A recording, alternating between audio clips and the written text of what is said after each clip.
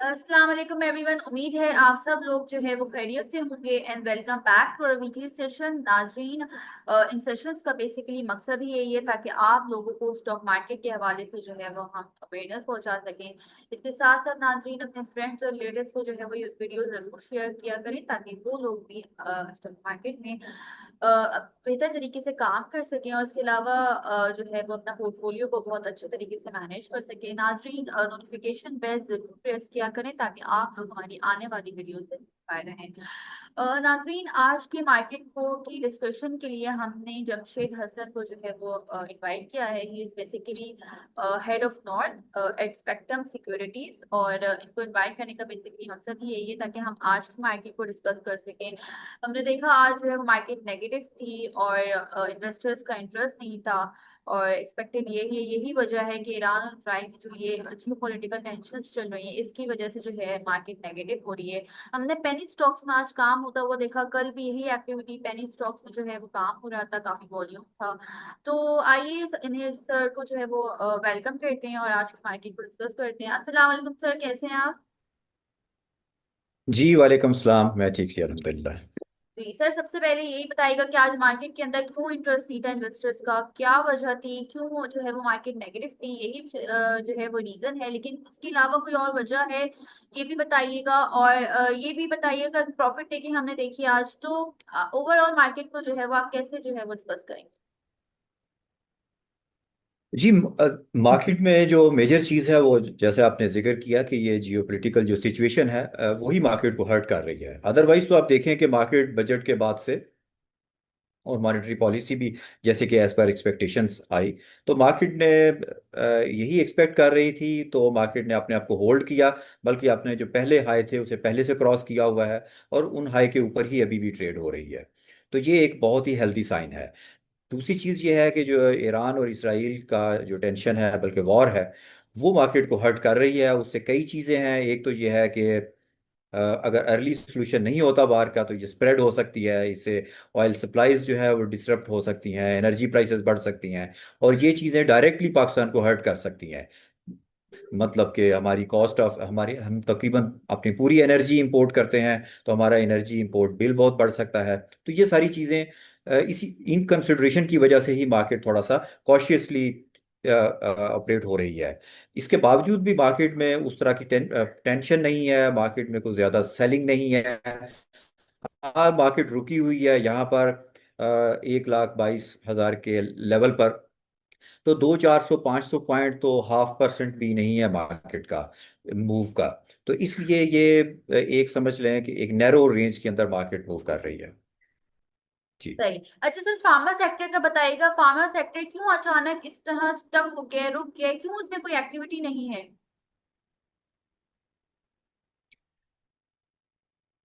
Market के साथ ही है बाकी भी सेक्टर्स। आप देखें कि मेजर चूंकि इस वक्त जो ज़्यादा मूव कर रहे हैं वो टेक्सटाइल के, स्पिनिंग के स्टॉक्स हैं और साइड के स्टॉक्स हैं, जिनके अंदर लोग एक्टिव हुए हैं। मेन स्टॉक्स मूव नहीं कर रहे।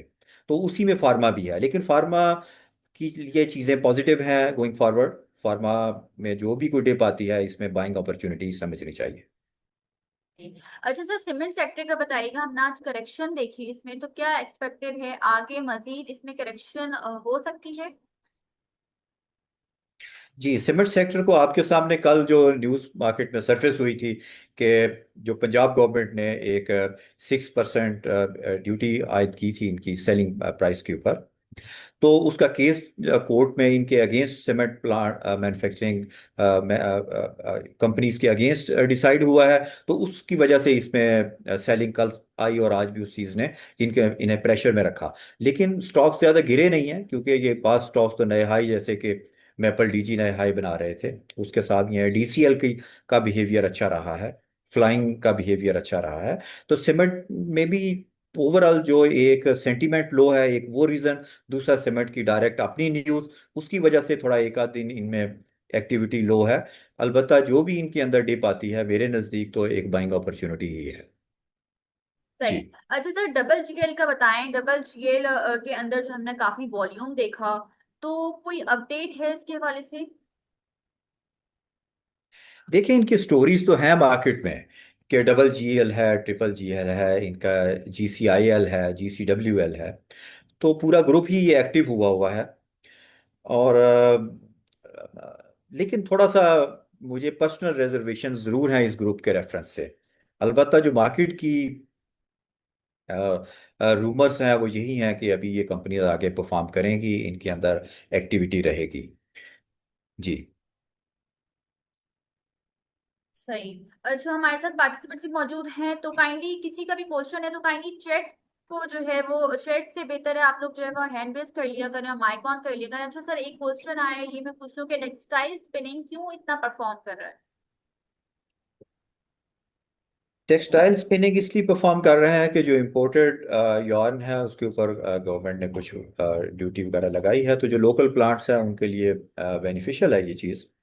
हम्म। तो दूसरा ये है कि ये काफ़ी अरसे से रुके हुए हैं। अभी जो कुछ ऐसे ग्रुप्स भी एक्टिव हैं मार्केट में, जो देखते हैं कि जिन कंपनीज का फ्लोट कम है उनके अंदर पोजीशन बना के तो वो बहुत कम वॉल्यूम के साथ ट्रेड करते हुए उनकी प्राइसेस राइज कर रही हैं। तो ये एक ओवरऑल आप समझ लें कि एक स्पेकुलेटिव एक्टिविटी भी है जो इन चीज़ों को ड्राइव कर रही है। तो आम जो इन्वेस्टर है उसके लिए यही मशवरा है कि वो थोड़ा सा एहतियात करें ऐसे स्टॉक्स के अंदर जाते हुए, क्योंकि जब ये स्टॉक्स अभी ये ज़्यादा ट्रेड हो रहे हैं तो इनमें बाइंग सेलिंग की अपॉर्चुनिटी है, इनका रेट भी बढ़ रहा है। लेकिन अगर कभी स्पेकुलेटर इनसे हट जाए तो काफ़ी मुश्किल होती है इन स्टॉक्स से निकलने की। और फिर ये कंपनीज ऐसी नहीं हैं कि जिनकी प्रॉफिटेबिलिटी ऐसी है कि जो एक अच्छा रिटर्न इन्वेस्टर को दे सकेगी। तो ट्रेडिंग वाले स्टॉक्स हैं, जो लोग पुराने हैं, मार्केट की प्राइस मूव को समझते हैं, वो भले पार्टिसिपेट करते रहें, लेकिन जो इन्वेस्टर हैं वो थोड़ा अपना रिस्क इनमें देख के ट्रेड करें। जी। अच्छा, एक सवाल ले लेते हैं, महमूद उल हसन अपना सवाल कीजिए। जी अस्सलाम वालेकुम जी। First of all thank you so much for the joining. मेरे दो छोटे छोटे सवाल हैं। नंबर वन ये कि आप पीआईए को कहाँ देख रहे हैं? जिस तरह से पीआईए ने पिछले कुछ दिनों में काफ़ी अच्छा हाई किया है, क्योंकि ऑब्वियसली उनकी बिडिंग डेट्स भी शायद करीब आ रही हैं जो गवर्नमेंट प्लान कर रही है उसको सेल करने का। एक तो उसके हवाले से गाइड कीजिए कि क्या अभी इसमें फ्रेश बाइंग करनी चाहिए या जो है अभी इसका सिर्फ वेट करना चाहिए। और सेकेंडली ऑटो सेक्टर को थोड़ा गाइड कीजिएगा कि बजट में जिस तरह टैक्सेस के हवाले से बातचीत चल रही है, तो क्या ऑटो सेक्टर जो है उसमें अभी डिप के चांसेस हैं या वो स्टिल, क्योंकि अभी बजट फाइनल नहीं हुआ, सिर्फ अभी प्रपोजल्स गए हैं सेनेट में, तो इसमें भी बेहतरी की कोई गुंजाइश आप देख रहे हैं? इसके बारे में थोड़ा जो है रहनुमाई फरमाइएगा। Thank you. अस्सलाम वालेकुम। जी वालेकुम अस्सलाम। अच्छा, ऐसा है कि पीआईए में अभी मैं समझता हूँ कि फ्रेश एंट्री यहाँ पर बढ़कर नहीं लेनी चाहिए। थोड़ा अगर कहीं डिप आती है को 5-7% की, तो वहाँ ज़रूर एंटर हो सकते हैं।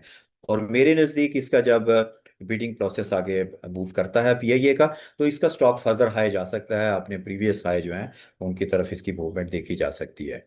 जहाँ तक आ जाती है हमारे ऑटोमोबाइल सेक्टर की, देखें जो इनके ऊपर टैक्सेस इंक्रीज हुए हैं, वो ऐसा नहीं है कि इन्हें कोई इतना बड़ा हर्ट कर सकें, क्योंकि जो बंदा 1 करोड़ रुपए की गाड़ी खरीद रहा है वो 1 करोड़ 5 लाख की भी गाड़ी खरीद लेगा। अलबत्ता एक चीज़ ज़रूर है कि जो नॉन फाइलर है उसके लिए जो इस तरह की रिस्ट्रिक्शंस हैं उनका देखना होगा कि ये इनकी डिमांड किसी कहीं शॉर्ट रन में हर्ट हो सकती हो। तो ये चीज़ें बाद में मैनेज हो जाएंगी। अलबत्ता इन लेवल्स पे मेरे नज़दीक यही है कि अभी फार्म ऑटोमोबाइल सेक्टर को थोड़ा वेट एंड सी करना चाहिए। और अगर कोई डिप आती है तो उसके अंदर आप इसमें पोजीशन बना सकते हैं।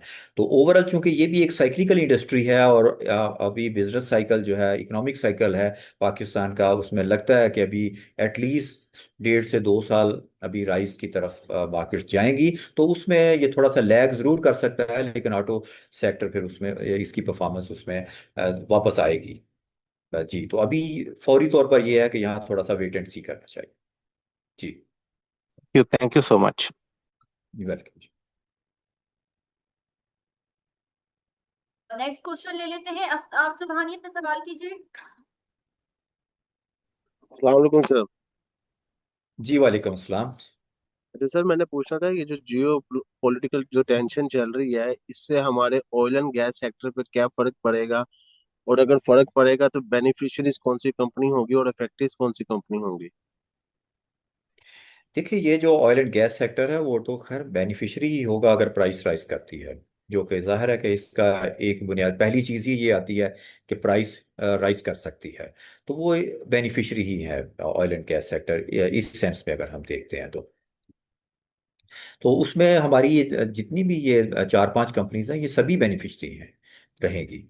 और इसके अलावा भी ऑयल एंड गैस सेक्टर के लिए और इसके इससे हटके भी पॉजिटिव न्यूज़ हैं। और ऑयल एंड गैस सेक्टर में स्पेशली ये जो सर्कुलर डेट की रेजोल्यूशन के हवाले से शायद अभी ये एक दो वीक में इस पे कोई कंक्रीट हमें चीज़ मूव होती हुई नजर आए, तो मेरे ख्याल में ये अभी जो लोअर साइड पे पीएसओ है, पीपीएल है, ओजीडीसी है या हमारी है, इनमें बाय ही करना चाहिए। जी। सर पीएसओ भी इसमें आएगा, क्योंकि पीएसओ तो मार्केटिंग कंपनी है ना, वो तो एक्सट्रैक्शन कंपनी नहीं है। जी बिल्कुल ऐसे ही है, लेकिन मैंने चूंकि इसमें बात को इसके साथ मिला के किया है ना, जो सर्कुलर डेट का, तो बाकी ये है कि जब प्राइसेस राइज करती हैं तो इनको इन्हें इन्वेंट्री गेन्स भी आते हैं, कि जो इनके पास इन्वेंट्री पड़ी होती है, जब प्राइसेस बढ़ती हैं तो ये जब हायर रेट पर इवेल्युएट होती हैं, तो जैसे आपने देखा होगा कि जब ये गिरती हैं तो इन कंपनीज को इन्वेंट्री लॉसेस भी आ जाते हैं, और जब प्राइसेस बढ़ती हैं तो इन्वेंट्री गेन्स भी आते हैं। जी। Thank you sir. जी वेलकम। ओके, नेक्स्ट क्वेश्चन ले लेते हैं। रऊफ महमूद, अपना सवाल कीजिए। अस्सलाम वालेकुम जमशेद साहब। जी वालेकुम अस्सलाम जी। सर मेरा ये क्वेश्चन था कि आर्मी चीफ साहब अभी यूएस के दौरे पे भी आ गए हैं वहां से, और सऊदी अरब चले गए हैं और सनतकारों से मिल रहे हैं।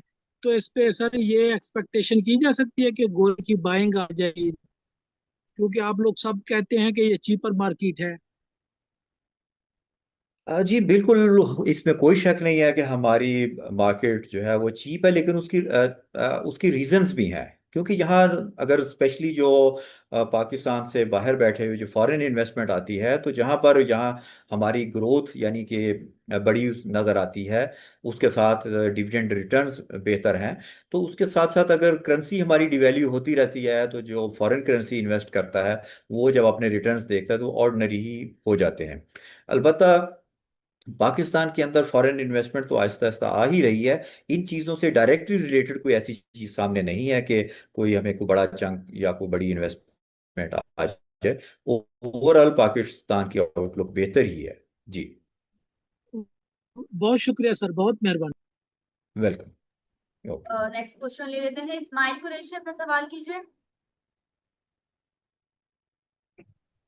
अस्सलाम वालेकुम सर।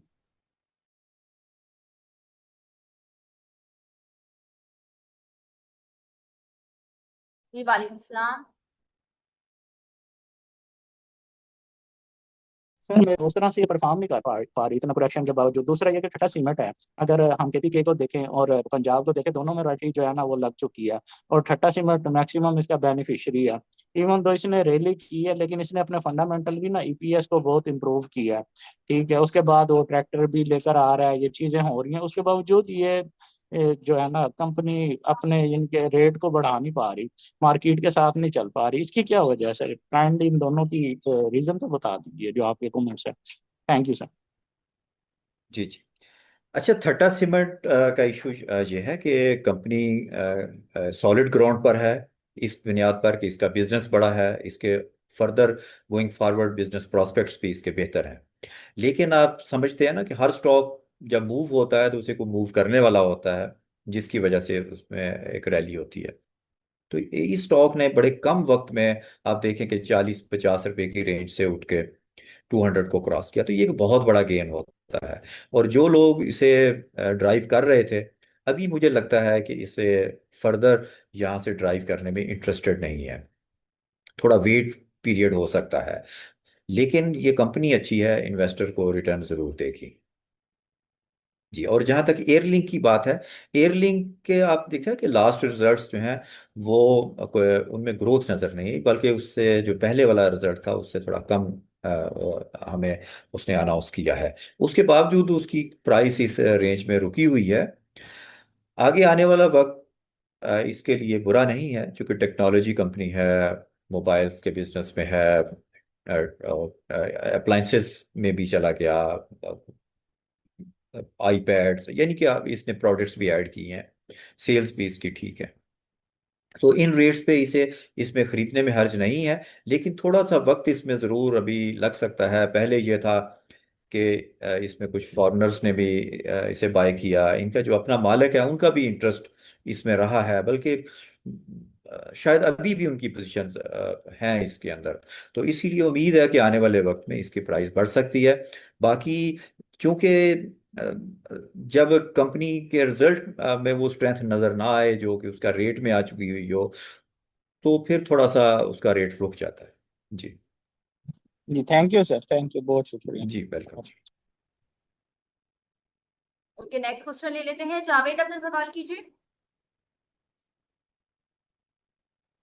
जी अस्सलाम वालेकुम। मैं फर्टिलाइजर सेक्टर के बारे में पूछना चाह रहा था कि क्या ये जून के बाद, जून के रिजल्ट्स में कुछ इफर्ट में और ये फर्टिलाइजर सेक्टर में कुछ बेहतरी आएगी, कुछ इम्प्रूव होंगे इसके रेट्स वगैरह? जी बिल्कुल। फर्टिलाइज़र जो है इनकी, चूंकि एक दो क्वार्टर में सेल्स कम रहने की वजह से और फिर उससे इनके रिजल्ट्स थोड़ा सॉफ्ट आए, तो इनके रेट्स रुके हुए हैं। लेकिन बिल्कुल फर्टिलाइज़र में जाना चाहिए, भले ई फर्ट हो, भले एफएफसी हो, फातिमा हो। ये इन कंपनीज में डिविडेंड यील्ड भी है, आगे इनमें ग्रोथ भी आएगी। अभी थोड़ा सा अपटिक नज़र आई है फर्टिलाइजर्स की सेल में। अभी ये तो मैं नहीं कह सकूंगा कि इनमें कितनी ग्रोथ आई, क्योंकि सेल्स में इतनी कोई बड़ी ग्रोथ तो नहीं है कि इनके रिजल्ट में, लेकिन इसके बावजूद इनकी कीमतें आगे स्ट्रॉन्ग रहेंगी। जी।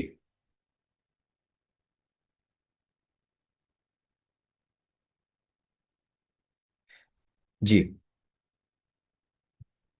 जी, जूम यूजर, अपना सवाल कीजिए। जी अस्सलाम वालेकुम। वालेकुम सलाम जी। सर मुझे पीआईबीटी के हवाले से पूछना था कि इसको हम होल्ड करके रखें, क्योंकि इसके पहले रेट जो है वो तकरीबन 11 रुपए चल रहे थे, उस टाइम का खरीदा हुआ है और अब काफ़ी कम हो गया है। तो अभी वेट करें या इसको सेल कर दें, या क्या कहते हैं आप? देखिए, इसमें स्टोरीज तो थी जब पहले ये बढ़ के 11 के अराउंड गया। अभी मुझे थोड़ा टाइम हो गया इसका चार्ट देखे हुए और इसे फॉलो किए हुए। आजकल इसका रेट वैसे क्या है? माजरत चाहूंगा, आज मैंने इसका रेट भी नहीं देखा। सर 8 रुपए 50 पैसे। हाँ, इस रेंज में बुरा नहीं है बिल्कुल। आप वेट करें, आपका ऊपर ये इसे रेट मिलना चाहिए। पहले तो इसमें अच्छा खासा वो स्टोरीज थी। सर रिकॉर्डिंग के तो हवाले से स्टोरीज थी, कौमी असेंबली में जो वजीर खजाना था उन्होंने कहा भी था कि पोर्ट कासिम से जो होगा, जो भी मामलात होंगे पोर्ट कासिम के थ्रू जो है जाएगा, और पोर्ट कासिम से पीआईबीटी बेसिकली पोर्ट कासिम में ही है। तो उस हवाले से वेट कर रहे हैं, लेकिन मैं आपके वो जानना चाह रहा था कि आपको कुछ है इन्फॉर्मेशन। नहीं नहीं, आजकल अभी इसमें कोई ऐसी इंफॉर्मेशन नहीं है, ना थैंक यू इसकी सर, कोई थैंक। आवाज़ भी नहीं सुनी। जी जी। अच्छा, पावर सीमेंट के बारे में सर अगर बता दें। जी हाँ, पावर में रही हैं। पावर में इंटरेस्ट भी है, थोड़ा रुक गया है अपने 15 के एरिया को टच करके। अलबत्ता इसमें ऊपर 18-20 की आवाज़ है मार्केट में। जी। Thank you so much. जी। ओके। अच्छा, पार्टिसिपेंट्स जो चैट पे क्वेश्चन कर रहे हैं, काइंडली इतना टाइम नहीं होता कि मैं उनका जो है वो क्वेश्चन रीड करूं। वो हैंड रेस करके और माइक ऑन करके जो है क्वेश्चन कर सकते हैं। अच्छा सर, सेशन को रैप अप करते हैं।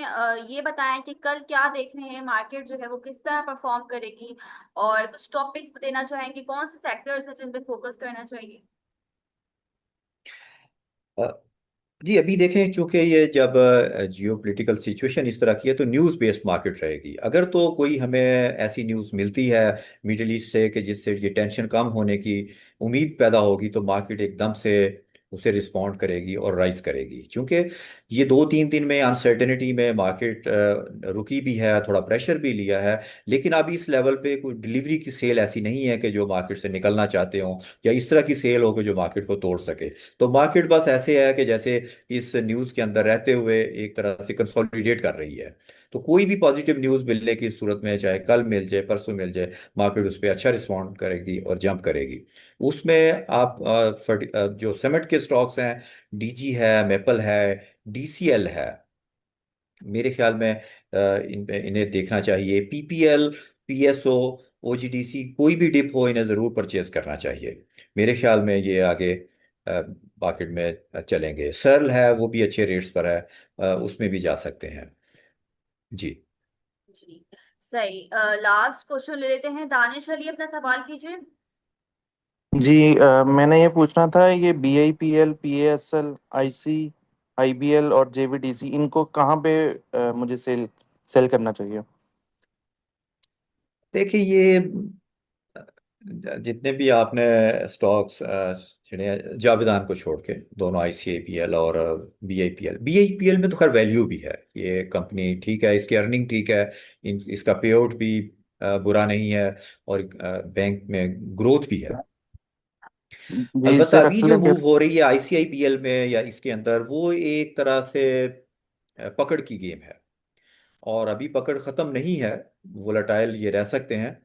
तो चूंकि ये जिस तरह की इनकी मूव है, उसके अंदर ये बिल्कुल पिन पॉइंट करके कोई रेट देना तो मुश्किल होगा। अलबत्ता ये है कि अभी इनके अंदर मूव रहेगी, कोई भी इनमें अंदर डिप है उसमें आप बाय कर सकते हैं।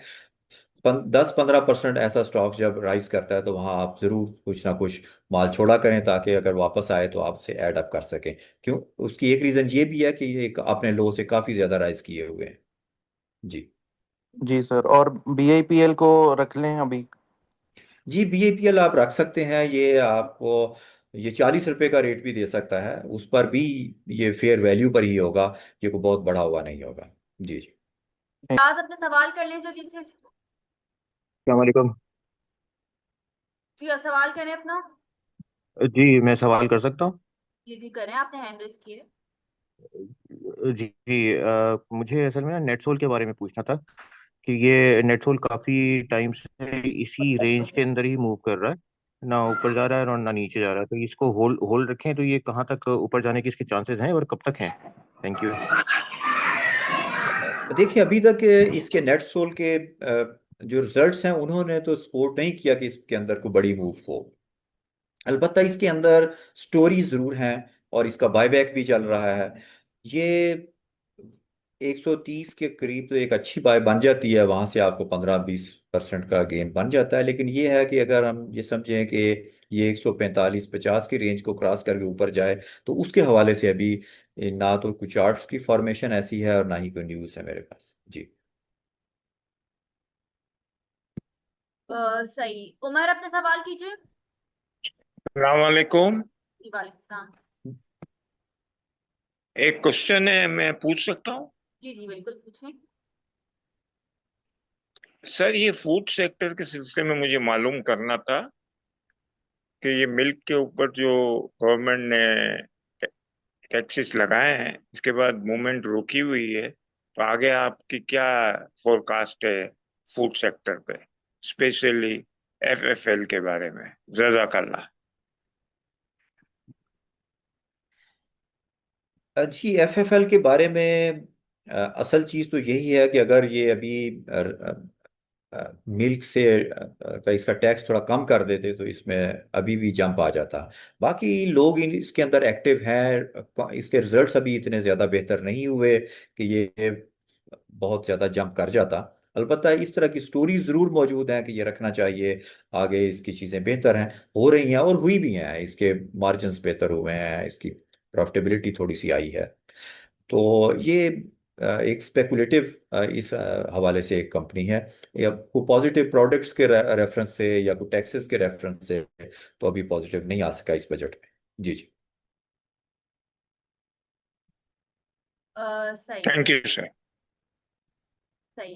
चलें, thank you so much sir, आपने जो हमें अपना कीमती वक्त दिया। हम जो है सेशन को रैप अप की तरफ लेके चलते हैं, टाइम जो है वो एंड होना चाह रहा है।